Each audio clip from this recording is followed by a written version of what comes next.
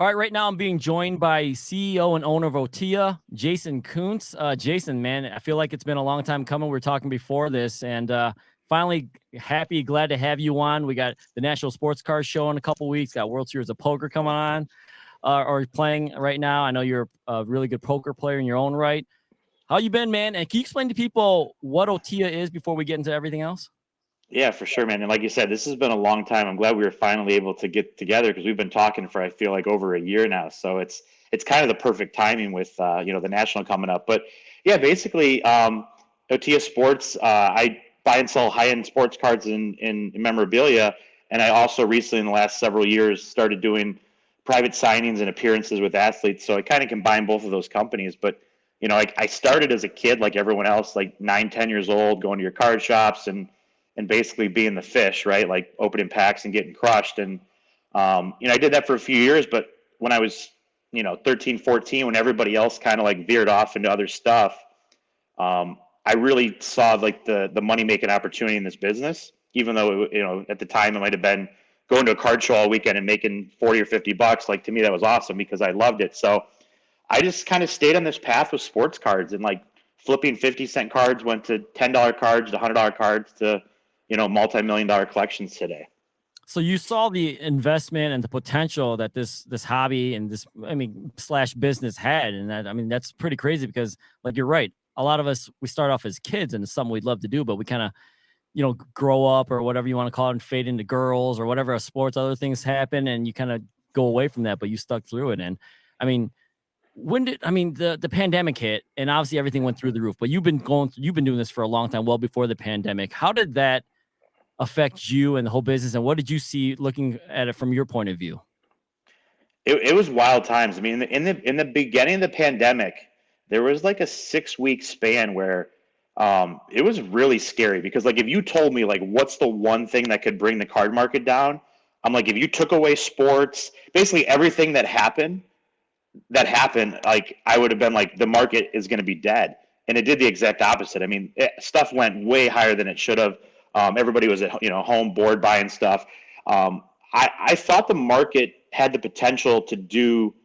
I do believe in the market. I'm a very long term person. Like I'm a vintage focus. Like I thought what was going to happen was going to happen, but I just think it was going to be 10 years versus like it blew up in 6 months because everybody had time at home to go back and like go through their childhood collection and like and find what they were passionate about before and do the research. It's one of those things. I talked to so many guys that were like they wanted to get back into cards, but they were so busy with work that just like they just kept pushing it and pushing it. So once people finally had the time to relax and like enjoy it, like that's what brought back all these childhood memories and like obviously created this massive boom of everybody going back and buying their childhood of collectibles. It was like the perfect storm for a spike because you mentioned childhood and then people now have real jobs with real money. Like they were able Yeah. to spend and cause this crazy, like the market corrected itself, but it caused this crazy spike and people were spending money, like you said, at home and going back to their childhood, reliving those memories, buying things that, a $50 card when you're a kid might as well have been $1 million card, right? Like I can't afford that. And now it's, you have a real job. Like I said, you can buy that stuff. And I know you deal Yeah, with high end stuff. So, I mean, you're dealing with more than real job guys, guys that are making life changing money. true, but yeah, but like you said, like that item that maybe was like 4 or 5 thousand that was just unobtainable. Now people could afford that. And then then the Last Dance came out with the Bulls, and like that created a whole nother level of excitement. So it was like if you wanted the perfect storm of everything coming together at once, like that's pretty much what happened. And And then and Kobe passing away earlier that year, and the Kobe yeah, market went crazy. And yeah, and I had I can't say who it was, but it was one of the biggest artists in the world. He called me immediately and said, I want to have some Kobe game used jerseys in my basketball court. And I said the prices are going to be a lot more expensive, with everybody. And he goes, I don't care. So we bought a couple game used Kobe jerseys, and he's actually done really well on them. But like just that passion right there was like, I don't care what it costs. Like I need to have the aura around me. Like I need to feel the presence of like the Kobe. So I want, so that you just the emotional attachment of the memories is what really kind kind of combine all this stuff together. Obviously the Nationals in a couple weeks, and the focus is mainly on cards and things like that. But as far as memorabilia for you, Jason, cards or memorabilia, which one do you kind of feel yourself gravitating more towards? So I'm heavily invested in both. Like I've been around big cards for so long. Like cards, it's like if I show people, they're like, "Oh wow, like that's and like I have something like you got like Jordan rookies and stuff like this. It's like I show people this stuff like Jackie Robinson, and like this is like I actually just took this is Dimitri Young, like 51 Bowman Mays 9, Oh man. and like this is the kind of stuff that people see it and they're like, "Oh my god," and I've been around it for so long, I'm kind of like numb to it. Yeah. So for me, it's memorabilia, and like I collect like checks. So like this is cool. Like so this is a Bruce Lee autograph check. Oh man. Yeah. And I made a list of the top 300 people I could think of, and like here's like the Abraham Lincoln. I mean, what you're pulling out is iconic stuff. Like where everybody knows the name. Right. I made a list of 300 names. Like for me, collecting these checks was my escape. Like for most people, baseball cards is their escape for reality. Because it's like literally 24/7 for me, I needed that escape. So it's memorabilia, checks, and then the one thing I told you, you're like, hey, what are you going to show me that? So like what I've gotten into like during COVID for me that I went heavy in, and the stuff's down, but like I don't care, is bring me back to my childhood. Like I started to go heavy into sealed video games, right? And my theory on this was, like this game during the peak was like hundreds of thousands of dollars. It's come back down like all stuff has, but like when you were a kid and you bought a new video game, that thing was opened in the car within like 30 seconds, right? Absolutely. So like might even not even make it out the store. That's a Super Mario Brothers game for those that aren't. Yeah. Sorry. Yeah. We forgot like Super Mario. So like that kind of stuff to me is like there's not a lot of that kind of stuff out there. So I've like veered off into like what makes me happy. Not that cards don't make me happy. I love them. Don't get me wrong. It's just like when it's your business and you're like around it 24/7, it just become numb to You kind of got desensitized to seeing like these grail cards because you're physically holding them when everyone else is like looking at pictures of them or something. They don't get to actually feel them in hand. Yeah, and the prices weren't always as crazy. Like I've bought and sold 7 Honus Wagner cards. But like 20 years ago, you could buy a beat up copy for 50,000, which is still a lot of money. But now those are millions. So it's like the price of stuff I've had in the past that I've kept some decent stuff, but a lot of stuff I was buying and flipping that it just now a lot of the stuff is just unobtainable. Where before it was like I'll make a phone call. So desensitize is the perfect word to describe where I'm at this point. So I mean, obviously you start off as a passion collector and all that stuff, but how do you separate your PC, I guess, and investment pieces? You know what I mean? How do you separate between business and pleasure? Like, let's say you pick up something that you've always wanted, like you said, you find something that makes you happy, but is it true what the $1 Million Man says? Everyone has their price, and eventually you're like, well, I gotta sell this now, even though I love this, like I have to move it, right? How do you separate?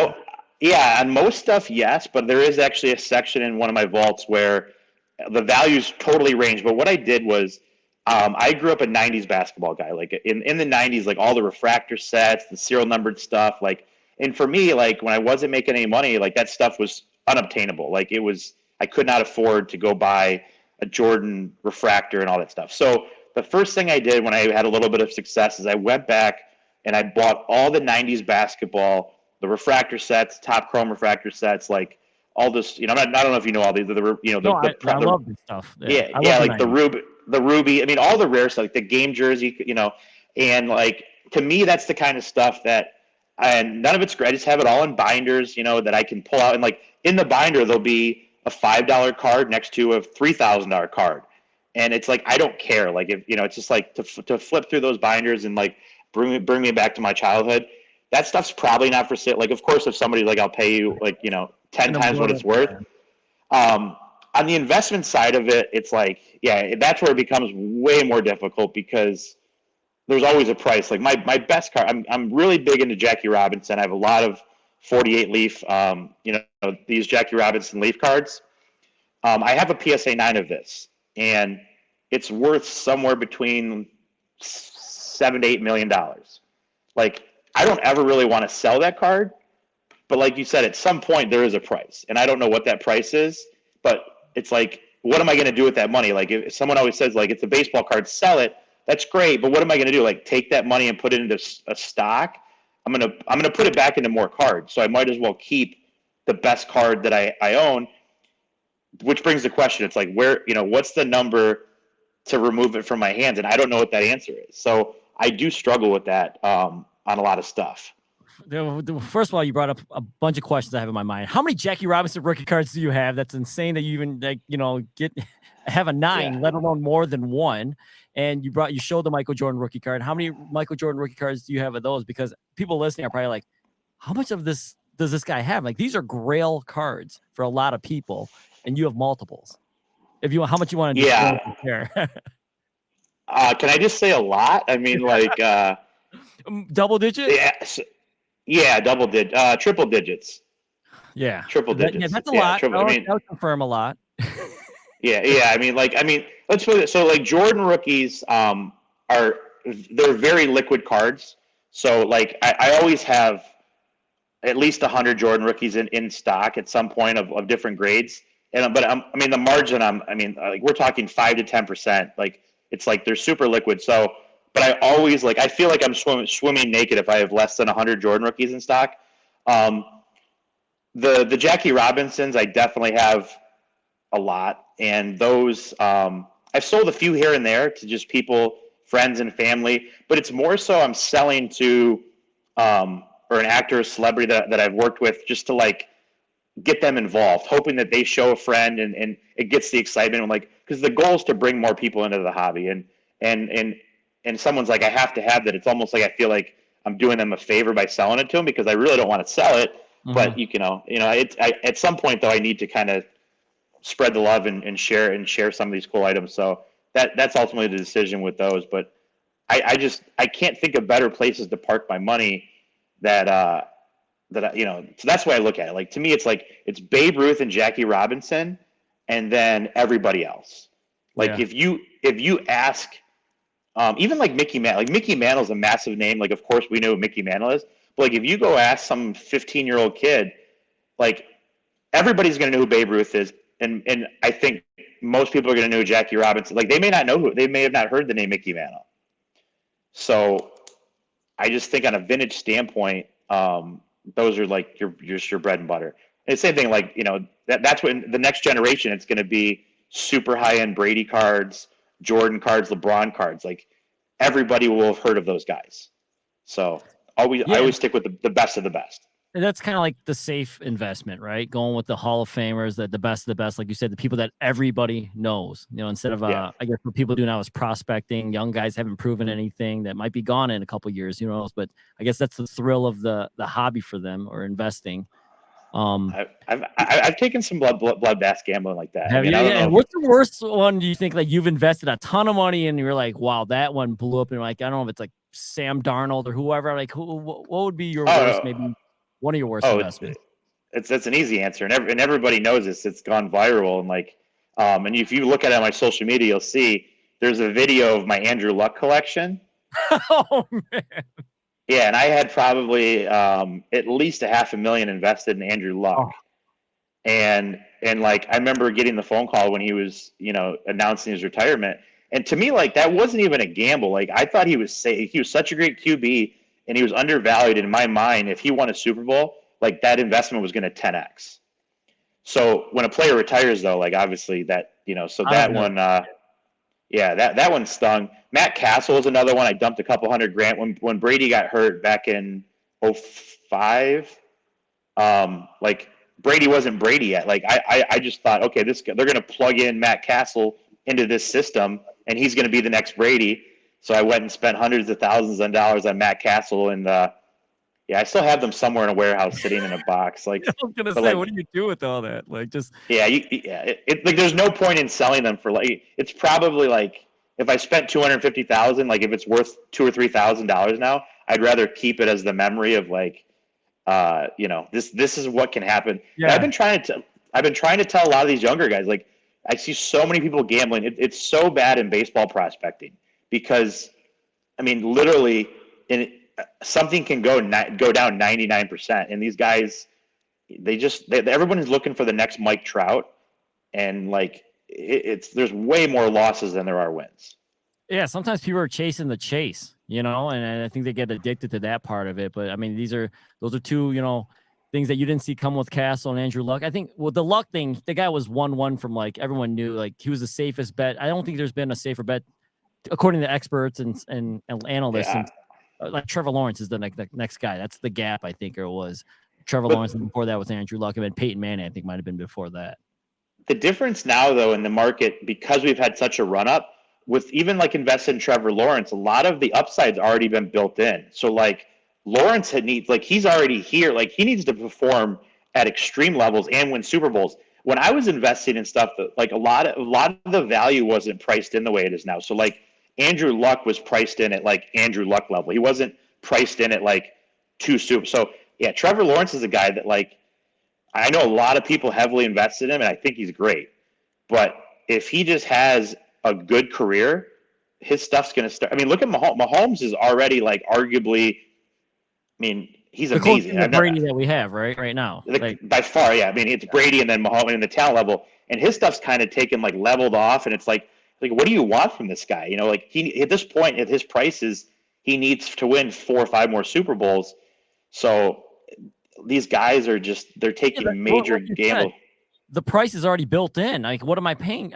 What's the reward then, right? There's no reward if it's already built in. Like he's won 4 Super Bowls when he hasn't. And now he has to, so I can justify the price that I just paid on this. Yeah, so it's hard for me to when you start looking at upside, downside, the reality sets in that like some of these guys aren't, there's just better places to park money other than, I have, a few of everything from my personal collection, but like I don't have massive quantity of Patrick Mahomes or, I had a lot of Brady I did well off of, but I sold that along the way. And I sold a lot of it too cheap, but it was crazy from what I had paid for it. So I don't care. Like I move on and, so that's my big advice is just be careful with some of these guys. It's like, Trevor Lawrence is a great example, man.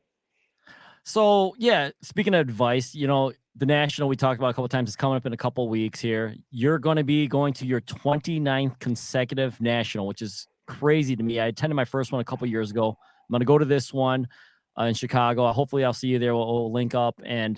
But what is your advice to people going for the first time? And because this has grown even from when I went 2 years ago, apparently it's a third bigger than it was then. They're opening up more table, more floor space.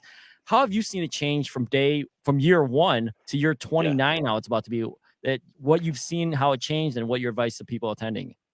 Yeah, so I did my first one was St. Louis 95. So I think it's actually 28 now that I do the math. So it's 28 in a row.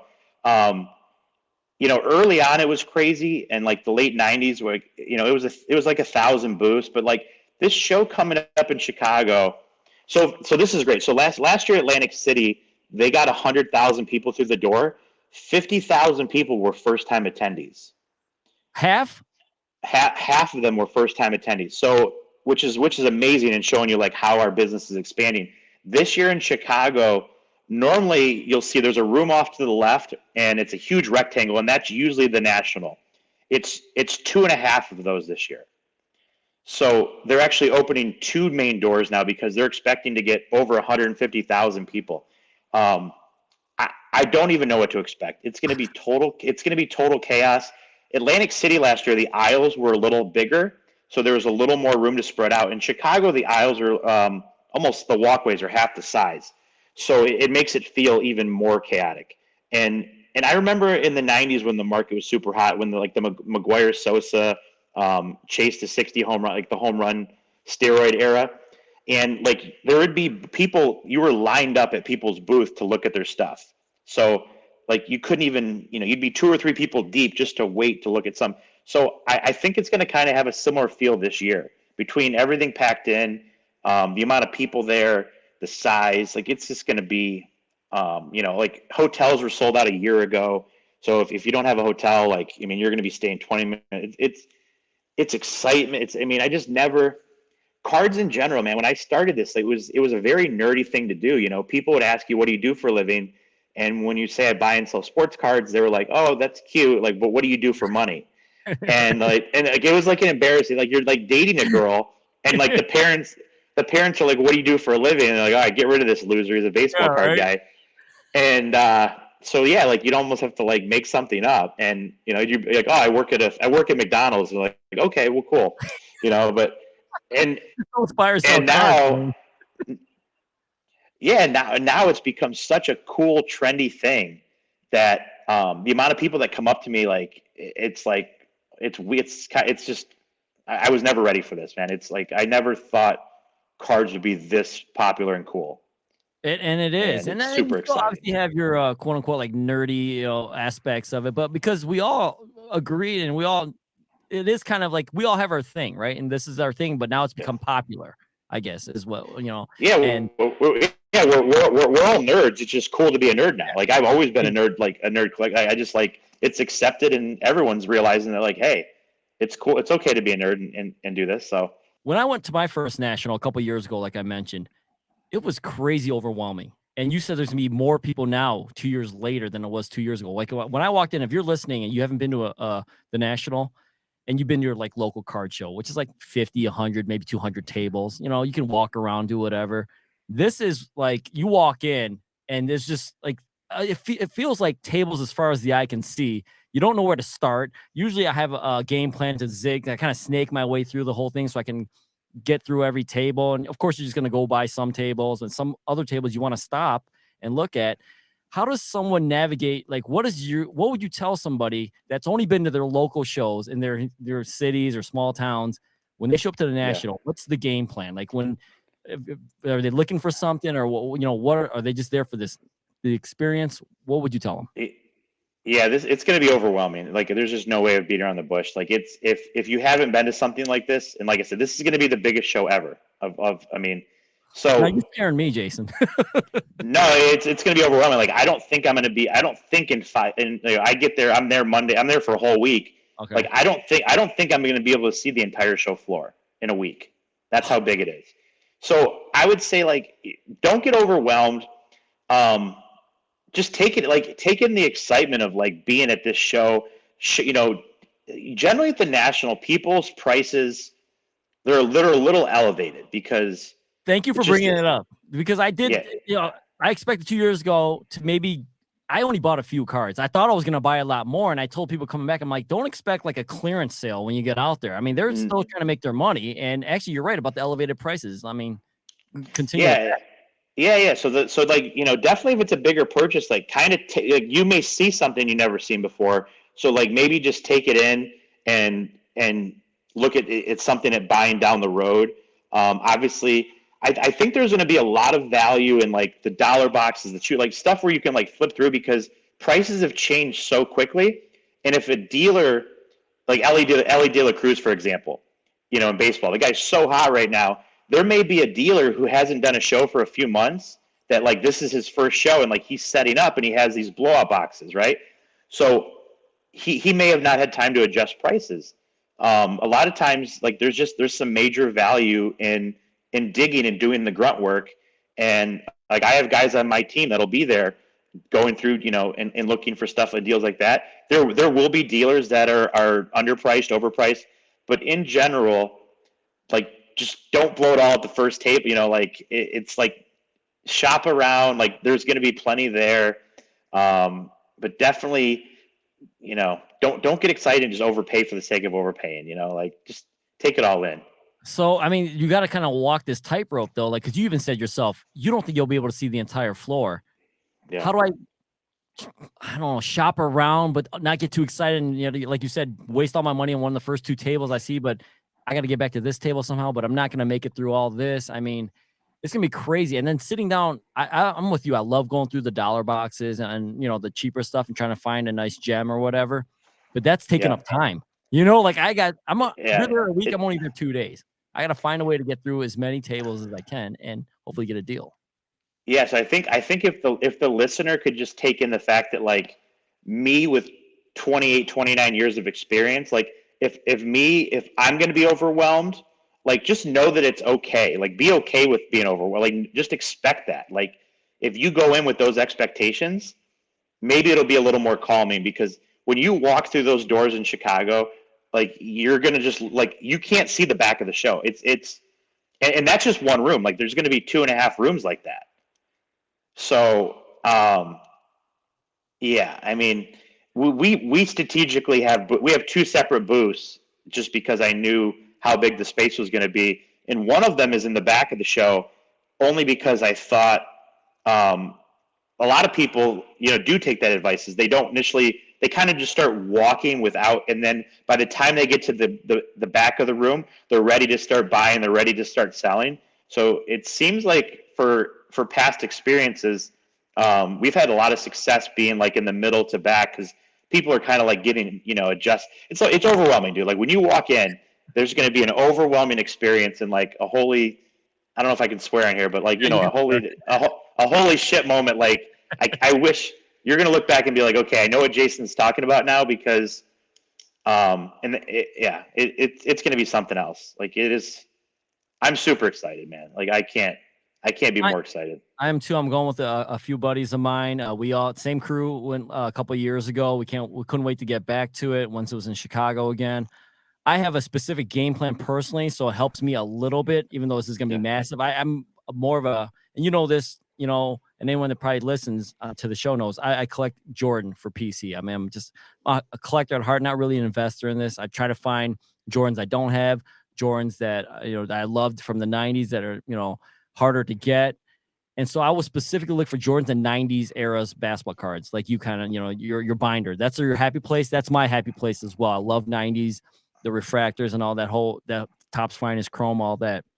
So if I walk by a table and it's ultra modern, I can just kind of skip through it. And so, because you got to find those, you literally can't stop at every table. You're gonna have to pick and choose, kind of get a glance and see what they have, and find your spot. I might even have to ask you if you know where all the 90s and Jordan stuff is at, because I'll just go to those booths instead. But I think you have to have a plan. If you're a baseball guy, if you're a hockey guy, whatever, right? I mean, you got to skip some tables. You just do. Yeah, and that is one of my big advantages. Like because I know so many dealers and collectors, like I know who's overpriced. Like so, I can actually walk by. I could walk by 5 booths in a row because like I know those people. I know what they have. I know it's not, and I'm not going to get it. So that allows me to jump around a little more than the average person. But like, yeah, if you're only into modern, like you're able to skip over the vintage booths. If you're only into vintage, you're able to skip past the modern booths. So there is some strategy with there. Yeah, and I would maybe just try to walk where other people aren't. Like, as goofy as that sound, like maybe everyone's just gonna flow. Just don't follow the path. Like literally, like if whatever you think you should do, maybe just turn the wrong way and just start going. And that honestly is where you might find some of the better deals too. Like you're gonna get shuffled a certain way. Just do something crazy and make some weird turns and just get off the normal path. And I wish I could give better advice, but I'm telling you, it's going to be a shit show. It's going to be a freaking shit show, man. Yeah, like a clusterfuck, right? Yeah, but in a good way. Like an exciting, fun way. Like this is like the Mecca. This is where it all happens. And so, speaking of which, since a lot of the dealers, you set up with 2 booths there. Do you expect? A guy like you? Do you make a lot of deals this week? Do you sell a lot? Do you buy a lot? Is this just kind of getting out there and enjoying the rest of the hobby? Which one is it for you, or both? So I'm at the point. I mean, I have 36 employees. So I have an authentication business. I have my buying and selling business. So everybody kind of has a goal. Like, and I love to do deals, but like, it's got to the point now where between podcast interviews and dinners, I'm more just trying to enjoy myself. You may randomly find me like searching through a dollar box, just like with headphones and a hoodie on, like trying to get away from the crowd and do what I love. But it's become too chaotic for me to truly like enjoy that part of it anymore. I'll try to get behind the booth for a little bit and buy some deals and collections. But yeah, we want to spend a lot of money while we're there behind the booth, from other dealers and collectors. But yeah, it's just a different experience for me than it was. You're in a different position now. You're in a great position where you can help people do that for you, and you kind of it's like meet up and catch up with and contacts and all that stuff that that. Yeah, and the funner side, I guess, maybe. And I used to set these crazy goals and expectations, and and all it would do is stress me out. And I just go in now like knowing whatever happens. Like if if I make a bunch of money, if I don't make a bunch of money, like I don't really care anymore as long as I like just kind of enjoy I'm 41 now. I mean, like it's been a long time. So, yeah, Yeah, you got a just try family, to. 4 kids, your cat's sick, you got Yeah, I got so much going on. Yeah, I came home. Yeah, and then and my family is actually good. They're going to come over for the weekend. So I have 4 kids, 8, 6, 5, and 4. So my older 2 are starting to get into it. So they're going to actually come by the show.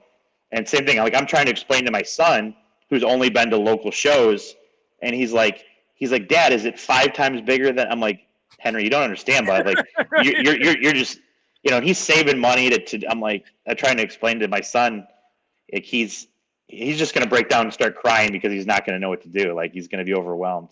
Yeah, completely. So you don't, yeah, like you said, you're able to enjoy it or relax a little bit more. But I mean, you'd get where you are without doing a lot of hard work and things like that. What is some of the most memorable big collections you've bought or big deals that you've done? Whether it's you made the most money or just something super memorable happened from it. I mean, can you share one of those stories? Yeah, so I mean, there's been a few really good deals. I mean, I kind of got lucky. I mean, I worked my ass off, but like as I was getting in, to kind of give you a background, like 95, PSA started grading cards in I think 91 or 92. So when I really kind of started getting into this is when grading in 95, 96, PSA would come to your booth and like the owner at the time would try to convince you like why you should grade your cards. And I just kind of bought in early from a very young age that like I thought grading was going to be a big thing. And a lot of the older guys were like, screw you, I don't need you to grade my cards. Like I know what my cards are, which is crazy because back then, like PSA saying, hey, give us some cards, we'll grade them for free. We just want to like explain the process. To fast forward now, like during COVID, there's a 2-year wait to grade your cards. So and then Kobe and Tiger Woods and the McGuire, like the home run chase in the late 90s. I was able to crack like cases of the Kobe stuff to grade. But like my first major deal, like where I made a lot of money, was '01 Upper Deck Golf with Tiger Woods. I cracked 8,000 cases, and it was just a math thing. Where Not like boxes, cases, 8,000 cases, cases. yeah, like yeah. So we had like 18 people full time cracking, like 24 hours a day, sorting and organizing. And it was just like, it was math, like what we were paying per box. Like, every box I would make X amount. So it's like just going through the process, you made millions of dollars by just grading stuff. And like there's been a few opportunities. 86 floor basketball was another great one for me. I've cracked hundreds of 86 floor basketball in the early. Can you let me just open a pack? Yeah. Well, it's not a good break anymore. It's No. the boxes are 150,000 now. When I was cracking them, they were 15,000, and a lot of the commons were 8 to 10,000 in tens. So like when I cracked a box for 15,000, my downside was like 6 or 7,000. My upside was 150,000. So like if you hit a centered box, you 30 extra money or whatever. If it was a bad box, you'd lose. So like people kind of felt bad for me. They just thought I was this degenerate pack ripper, not realizing that like the risk reward, I'm looking for educated gambles, and that one wasn't even a gamble. It was just if you open enough of it, you were going to kill it. So I was always looking for these arbitrages like that. So those are really good. And we've bought a lot of deals over the past. I get 40 to 100 emails a week with collections. And then there was a guy named Al Rosen. I'm not sure if you know the name, Mr. Mint. He was like the hobby icon for years. And a friend and I had actually bought the rights to him, where every deal that he got offered, we got offered. So we bought some, one time I bought 6 1961 Fleer basketball boxes for 15,000 a box at the time. And 90,000 for 6 boxes. Those boxes are now $500,000 a piece. 61 is the Wilt Chamberlain rookie. Yeah, 61 is Wilt Chamberlain. So, just before COVID, it was a great story. It was actually like there's a lot of haters out there and stuff, and like one guy, it's such a great story because this guy had an amazing collection. He had a set run This was October before COVID, October or November. He reaches out because he's looking for somebody to sell his collection to, but everybody has the same spiel. Like, we're paying the most. Like, if you like, that's pretty much the dealer spiel, right?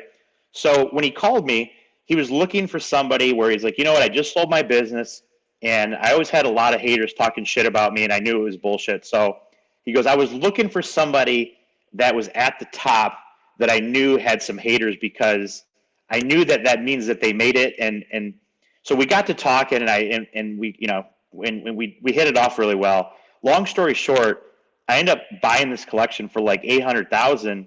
It was a set run, 53 to 69 baseball, all graded 8s or higher. And then I sold off some of it, but then COVID hit. So like this collection, like literally I ended up selling it for a lot. And it was kind of luck with the timing. Yeah. Mm-hmm. But I also freaked out a little bit. Like I said, when COVID hit, like there was this time where I'm like, oh my God, all my baseball cards are going to zero. I'm going to go poor. And like, it was a scary time for a little bit. So, yeah, so that was a big deal. Like in that 800,000 for that set run was a fun one because of timing, right? I mean, just like if COVID didn't hit, it would have been like 800,000 and I would have sold it for $1 million, which is amazing profit. Yeah. But like with the timing, it was like, you know, through the roof, like, and you can no one could predict that. That's a good one. Yeah, I actually read a little bit about the you and people cracking a bunch of those 2001 Upper Deck Tiger Rookie boxes and cases or whatever, and just nonstop. Like, I mean, what do? You just keep opening, going through them, putting Tiger aside or something like that. I was talking to Evan, or he's a big golf guy. Wasn't Justin Leonard like a rookie in that year too? Like, I don't remember. There was a Leonard. Sergio Garcia was his rookie. Okay. But there was like multiple Tiger, basically the main Tiger Woods card. So like the math was this simple. Every box you got 6 or 7 Tiger Woods, the main rookies. Yeah. Plus you got all this other crap that was just bonus. But like the main rookie cases, I was paying $175 a case. And of those 7 rookies that you got, generally 3 to 4 of them would get a 10. And 10s are worth $175. So 110 put you out of the entire case. So 3 10s, you tripled your money and had everything else for free.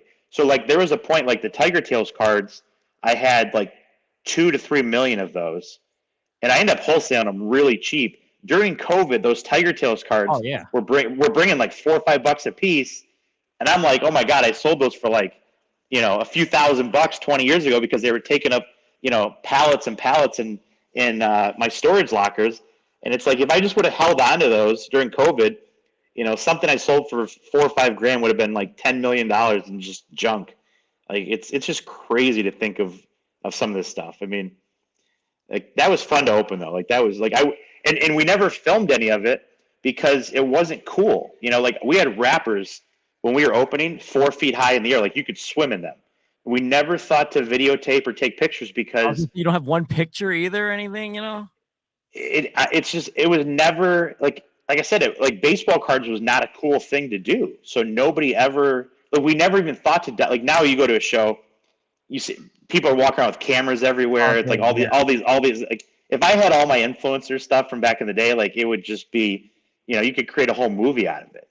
And it looks like a camcorder now, you know, when people are opening up in the 90s. If you can find any footage of any of that stuff, it's grainy footage. Yeah. Like it'd be non-HD, it'd be unwatchable. If I got to watch something not in HD now, I feel like I'm like, you know, I can't watch this shit. Like what are we, you know?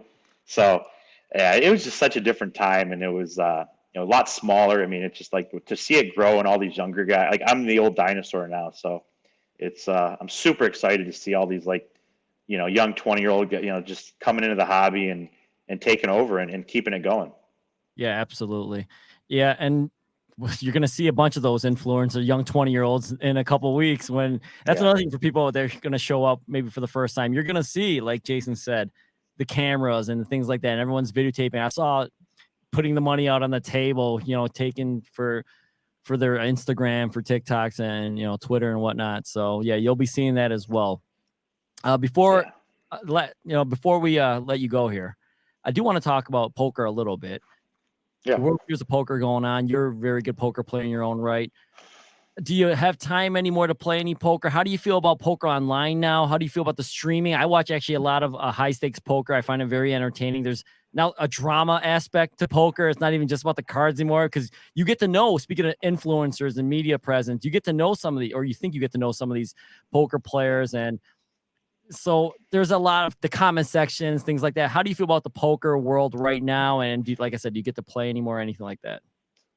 Yeah, I try to play as much as I can. It's hard with having 4 kids now. It's like, and I'm really good friends with most of those guys, and a lot of them I've actually I've got them to build collections, and there's actually a pretty big crossover in cards, poker people and cards of collectors. So if there's a really good game, like I'll fly out for it. And it's so hard to travel with the kids. Like in the World Series, like I took a piece of like 30 different people. So like I'll buy, and then if there's a big cash game, like I'll buy a piece of somebody. But it's like if I was playing in the big game once or twice a month, like now it's probably like every couple months, and it's just hard too because the talent level. It's almost like I played almost professional fantasy sports forever as well, and in 2012, 2013, similar to poker, the talent level was just like the gap was so big that it was, I don't want to say free money, but It was easier. It was a lot easier. It was a Yeah. lot easier. And now with all the technology and the algorithms and the computers and it's just like the gap between really good players, it's tightened up where, when you start pulling out like in tournaments, 9% rake, or in fantasy, like these 9% rakes, like, that may be the gap of the talent level. So it's really hard to beat the game now. It's just like there's so many, good players. That's what you see in poker. You see a lot of people playing 10-game mix now rather than just straight no limit hold'em, because that's the only way to get an advantage again is you get people who are unfamiliar with certain games to play other games. But yeah, I mean, I love it more than anything. Like you got to come out to one of my games because it's like we play a very friendly 1-2 game. It gets a little crazy, but like nobody gets hurt. You win or lose 5-10 grand, but like everyone has a great time. Nobody's remortgaging their house, and like you don't have to worry about any cheating or any of the bullshit that can happen in some of these crazy games. And there's no strike. Those are the games that I enjoy just with my friends. Yeah. The big games get pretty stressful just because the swings are so crazy. And like I said, I just don't feel like the one thing I can say is me in my 20s as just a gambler, I would just jump in no matter, like if I was playing with the seven best players in the world, I'm like, dude, get me in that game. And now I'm able to like, Yeah, that's not a smart move, maybe necessarily investment wise. Right now, you can pick and choose a little bit more. yeah, it's horrible. It's a horrible move. Like, why would you do that? Like, Right. there's a reason I'm invited into that game. But now now I can sit back and like kind of wait for a spot. And I've done this. Like, I've literally flown to Vegas. There was a really good game going, and then I just didn't like the lineup, and I said didn't play. Like, went and hung out by the pool, and like I never had that discipline 10 years ago. So to be able to like pick your spots and like is that's almost as important, like that and bankroll management. Like, when you lose, I mean, a lot of these, there's so many crossovers between poker and cards. Like you lose a bunch of money on something, like you can't chase, you got to regroup, and you really have to like stop, take a break, and reset, and like start over and come up with a game plan. Does this mean I won't be seeing you on any of those high stakes streams anytime soon, or is that something that interests you at all? I've been on some of them, yeah, and like I always like randomly see myself like, on I'll be like, it's weird. It's like you're flipping through the TV at like 2 in the morning. You're like, oh my god, But yeah, like I get invited to some. Like I said, honestly, the number one reason is like having. I'm not sure if you have any kids, Kang, but like having 4 kids is like, I'm getting ready to fly out, and they're like, really, do you have to go? And I'm like, no, I'll stay home. Like it's it's Well, I know so hard exactly to what listen. you mean. I have 2 girls, they're 4 and Okay. 2, and that's my entire world now. I was telling someone the other day, I'm like, if my kids are happy, I'm happy. If they're having a bad day, Yeah. I'm kind of having a bad day. So I know exactly what you mean about that. Like, 100%, 100%. Yeah, it's you like know, yeah. So yeah, you totally get it then. So it's like even for shows, like when I go to a show, I try to fly in the morning and then take the night flight home. So I'm literally in and out same day. or best case scenario is if there's a super late flight, or lucky if I have a friend who has a plane, we can adjust some schedules to put the kids to bed, fly out at midnight, and then be home the next day and to put them down. So that's really my world now is kind of everything revolves around the kids. One last poker question. I mentioned the drama earlier. Do you think, I don't know, you saw the Robbie hand they called the Jack 4, the Garrett issue with the Hustler and all that stuff, and just drama in the poker world, because everyone's got a blog, everyone's got a podcast, everyone's got, a vlog or whatever. You feel that type of stuff is good for poker, the poker game, or is it bad? Is it drawing people away or drawing people in? I don't know, because there's the same thing in cards too. There's basically, when I see poker or cards, most of these people with these channels, people forget that the number one goal is they're trying to get clicks. Like, they're making money off of these channels. So you don't really know what's true or not. Like in this poker stuff, you don't know what people's motives are anymore, right? It's all they care about is the click. So I don't know, the hardcore negative attention is probably not great. But it's just more frustrating that anybody in the world can just, start a YouTube or whatever and act as if they're a professional or a news outlet, and they're just feeding information, and somebody new coming in has no idea their credentials, so they're just kind of listening, and that's how stuff starts snowballing, and then so I'm definitely a believer that all press is good press. So I think it's okay. From my experience, even when people talk good, it's good. When people talk bad, it's good. So I'm okay with it. I think it's long term, it's probably fine, because people will make their own decisions, and poker is never going away. It's an addiction, and everybody loves it. I know you play, and even if the craziest thing in the world happened, where you're oh my god, you would still find a way to you're okay, I'm going to play poker, but it's just going to be this way now.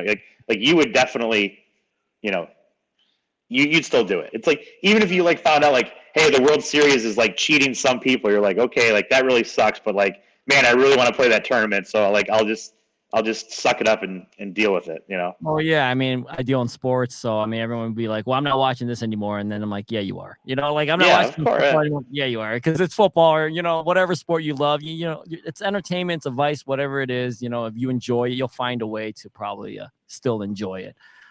Jason Koonce, CEO, owner of Otia. Thanks for joining me, man. We have so much to talk about. I feel like I'm going to talk to you again, and we're going to do this again. There's so many more things we can talk about, hobby industry, poker, other stuff. So appreciate you joining me. Michigan football. Yeah, we'll catch up more at the national. And yeah, we almost caught each other in a Michigan game a couple times. I mean, like you said, we're both busy doing stuff. You're probably enjoying it. I might be working. Who knows? But we'll definitely hook up. Michigan, speaking of which, big year this year, real quick. You'll be down there a lot again as I'm at every game. Yeah, I'm at every Michigan game unless I'm out of town. And I'm actually, it's weird for me. I know way to get off, but so it's crazy because I'm a huge Michigan guy. But one of my best friends is Mel Tucker. So I'm at such this huge conflict because I hate State, but I want to root for the man, right? So I'm rooting for Mel as a friend, but at the same time I'm a big Michigan guy. So when they play each other, it's just such a weird experience, of I don't know, but yeah, go blue. That's why, what I do is, if you get to know, I say this on the air too. If you get to know some of these athletes and coaches, you actually realize they're human. So 100%. You're just not yelling at a jersey or yelling at a sideline. So it's harder to critique them once you know them, and Mel Tucker. So it's hard to root against them because you consider him, someone like a friend, but you also a huge Michigan guy, like you said. So you get in that area, and it's gonna happen when you cross streams like that. But I'm sure you got to have this problem to not. So. Yeah, when people say who are you rooting for, I always say I root for the man first, and then if all that's out of the equation, go blue. That's where we're at. So. All right, well, sounds good, man. I'll probably see you down there, and hopefully I'll see you at the National as well.